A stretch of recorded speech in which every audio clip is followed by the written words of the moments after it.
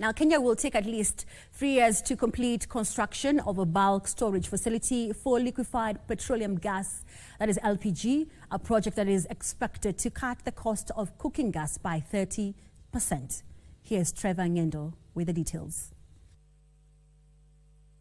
The high cost of cooking gas is partially attributed to a lack of bulk LPG storage facility. This has seen consumers bearing high costs due to demurrage charges and private storage fees in Mombasa. To address this, the government is in the final stages of converting the Kenya Petroleum Refineries facility into a bulk LPG storage facility. In terms of LPG, the current storage capacity at KPRL is 1,200 metric tons. That will be supplemented by the bulk LPG project, which then initially is targeted at 30,000 metric tons. So the takeover was at zero cost, because basically moving from one government entity to another. Currently, we are converting 5 tanks at Kenya Petroleum Refineries for additional storage. And again, this will go a long way in terms of reducing the demurrage that Wanji could do in car.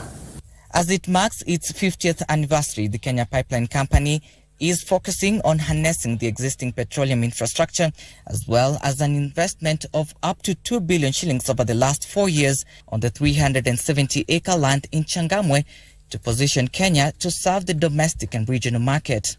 We want to make East Africa, through KPRL, as the trading hub for the region, and therefore making Mombasa as the gateway for the region. The conversations we have with government today is not to use more of our money, but to partner with private sector.